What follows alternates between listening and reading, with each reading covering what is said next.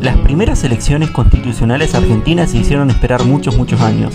Pese a que el primer gobierno criollo de este territorio fue establecido en 1810 y la independencia de España fue declarada en 1816, las siguientes 4 décadas estuvieron marcadas por las guerras civiles entre dos bandos. Los federales, que buscaban mantener la autonomía y las tradiciones locales de cada una de las provincias, y los unitarios, quienes querían un único gobierno centralizado basado en las ideas de la Ilustración europea. El gobierno central colapsó en 1820 y de nuevo en 1827, con lo que cada provincia se organizó como un estado semi-independiente, luchando entre sí por disputas ideológicas, territoriales o familiares. En 1831, las provincias firmaron el Pacto Federal, comprometiéndose a establecer una constitución nacional. Mientras tanto, delegarían el manejo de las relaciones exteriores de toda la Confederación Argentina al gobernador de Buenos Aires, la provincia más rica, más poblada y más avanzada de las 14. En 1835 asume como gobernador Juan Manuel de Rosas, un caudillo del Partido Federal que utilizó métodos como la censura y el apriete para obtener la suma del poder público en la provincia y suprimir a sus opositores, muchos de los cuales debieron exiliarse en el extranjero. Mediante la fuerza militar y la dependencia económica, Rosas impuso su dominio sobre las demás provincias e impidió que se sancione una constitución que iguale a las provincias entre sí. El 1 de mayo de 1851, el gobernador de Entre Ríos, Justo José de Urquiza, se rebeló contra el gobierno de Rosas y formó una alianza con los porteños exiliados, los federales antirrosistas, la provincia de Corrientes, el estado oriental del Uruguay y el Imperio del Brasil. Esta alianza, conocida como el Ejército Grande, derrotó a Rosas en la batalla de Caseros en 1852, forzándolo a exiliarse en Gran Bretaña. Unos meses después, Urquiza reunió a los gobernadores provinciales en San Nicolás de los Arroyos y los hizo firmar un acuerdo en el que lo nombraban director provisorio de la Confederación Argentina y se comprometían a convocar un Congreso General Constituyente en Santa Fe. El acuerdo de San Nicolás fue rechazado por los porteños, nucleados en el Partido de la Libertad, formado por los jóvenes antirrosistas que habían vuelto del exilio. Los liberales porteños creían que Buenos Aires, siendo la provincia más grande, debería tener mayor representación que las demás, o de lo contrario, sería dominada por los caudillos tradicionalistas del interior. En septiembre de ese año, los porteñistas expulsaron al gobernador urquicista de Buenos Aires y retiraron a sus delegados del Congreso Constituyente.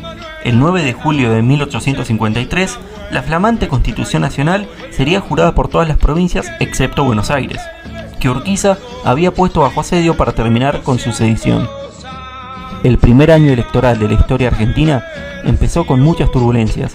El sitio de Urquiza a Buenos Aires había fracasado. Bajo el mando del gobernador Pastor Obligado, la provincia porteña había sancionado su propia constitución, convirtiéndose prácticamente en un estado independiente. Pese a ello, las provincias habían elegido a sus electores el 1 de noviembre del año anterior y estos se reunieron a votar el 20 de febrero de 1854. El cordobés Mariano Fragueiro, intelectual constitucionalista y miembro del viejo Partido Unitario, buscaba ser elegido como primer presidente, pero ya estaba cantado que el ganador iba a ser Urquiza. El caudillo entrerriano era sumamente popular y tenía de su lado a los gobiernos federales del interior. En efecto, la única provincia donde Fragueiro obtuvo una mayoría de electores fue Corrientes.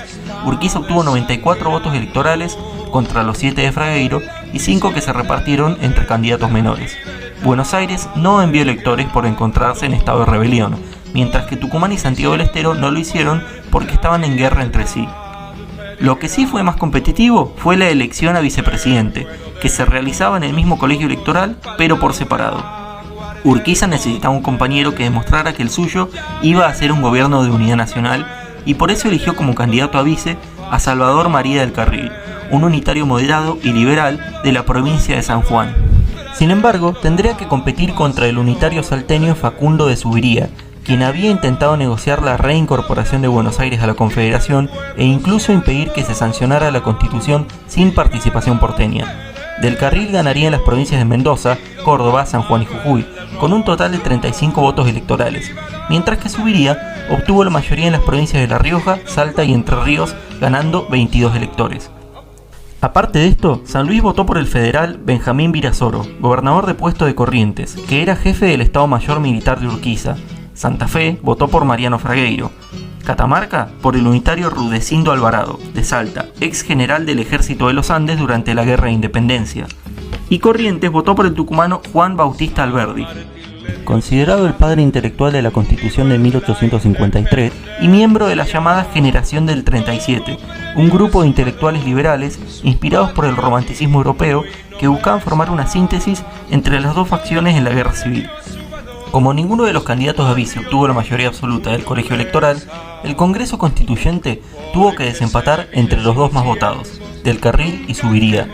Del Carril ganó por 17 votos contra 1. El 5 de marzo de 1854 juró el cargo el primer presidente constitucional de la Confederación Argentina, el brigadier general Don Justo José de Urquiza. Le esperaba un largo mandato de 6 años, signado por la guerra contra el Estado de Buenos Aires. ¿Y vos, a quién hubieras votado en esta elección? ¿Qué te gustaría haber visto en este video o en el próximo? Dejanos tu opinión y tus recomendaciones en los comentarios. Si te gusta este video, suscríbete al canal para enterarte de las próximas elecciones y seguí al Club El Erizo en todas sus redes sociales para ver nuestras otras actividades.